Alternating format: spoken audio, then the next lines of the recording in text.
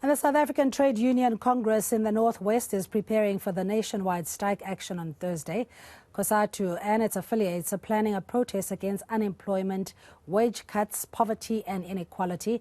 Joining us for this is Kopano Konopi, Cosatu Secretary in the Northwest. Good morning to you, Kopano, and thanks so much for your time. So you have a solid mandate from your members that you will down tools on Thursday, and saying that this is against unemployment, poverty, the social ills that are plaguing the country. Yes, indeed, Cindy. Good morning to you and viewers at home. We have seen that the social conditions of the workers and the working class in general in our country is highly on an increase, and we are seeing that there's nothing that has been done. Instead, we are seeing government institutions coming up with austerity measures that are continuing to put workers on the back foot.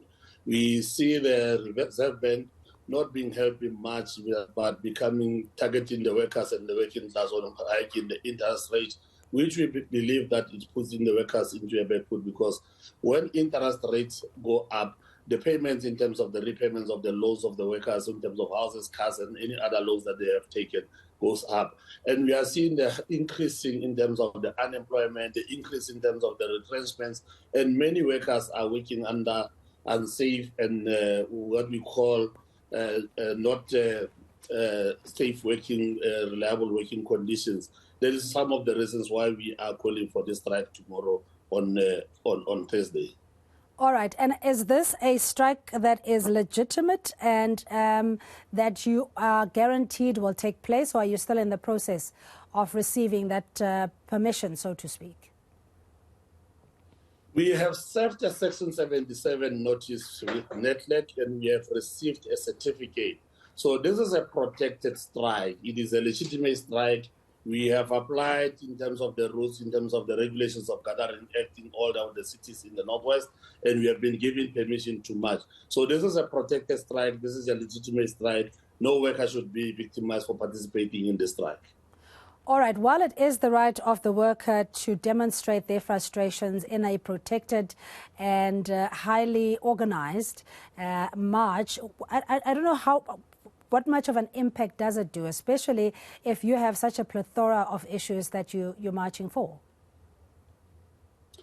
What we are trying to do, we are trying to get an attention from the powers that be, either in the private sector, either in the government, to say that the status quo cannot continue to remain unchallenged, and we want to challenge the status quo, and to say that the manner in which the economy is going, it is taking a downward trend, and it is very unsustainable and very insecure, and it is a taking time bomb for the South African community and for the South African society. That is why we believe that if we go and embark in the total work stoppage, the powers that be will have to come down to the boardroom and start to say, what is it that can be done to change the things that we have been doing? How can we revive the economy? How can we create decent jobs? How can we build some social compact and social cushion for those who are not able to work? What is it that we can do to make sure that we reduce the deepening inequality, we reduce unemployment, and we reduce poverty in our country?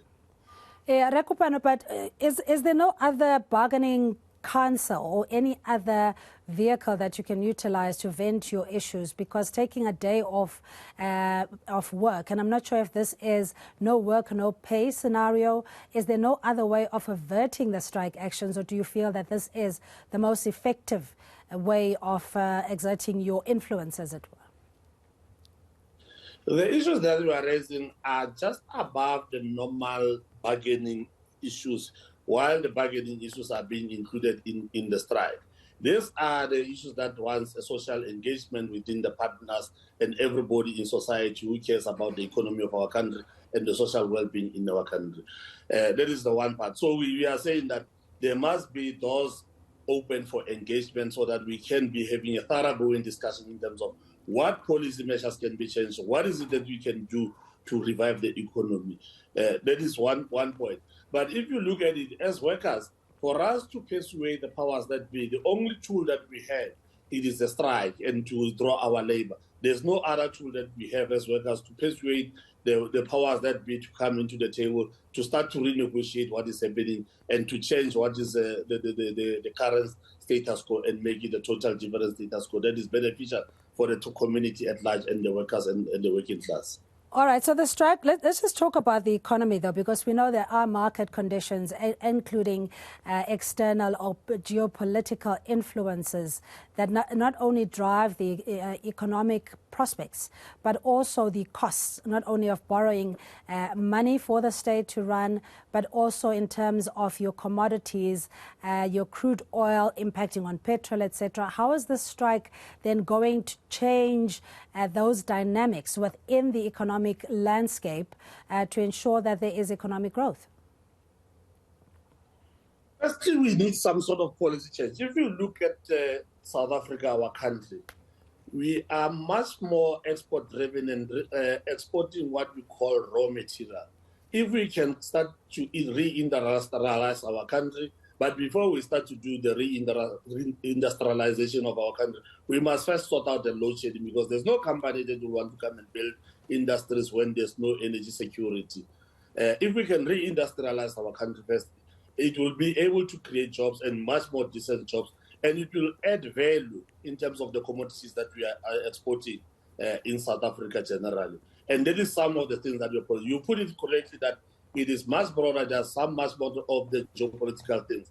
There are some agreements that we know that the government has entered into, which we believe that must be reviewed so that we can be able to better reindustrialize our country and do things differently for the betterment of our country, for the betterment of our society in general. So that is why we are saying, let's have a much more broader discussion to say, what is it that we can do in the economy and how can we change the economy so that it become beneficial to the country? Look, for now, we are so much hell-bent in greening the economy to make sure that it's a green economy. But at the same time, we've got too much surplus of coal, which on daily basis the trucks are filling the ships in Richards Bay. So we are exporting the bulk of our coal. If we can exploit on how do we maximize the usage of that coal in South Africa, while at the same time doing that in an environmental safe way, in a greener way, and making sure that it doesn't impact in terms of the climate change. And many other things that we can do. If you look at the Northwest itself, it's a mining province. You've got gold, platinum. The bulk of the platinum reserves of the world are within Northwest Mpumalanga and Limpopo.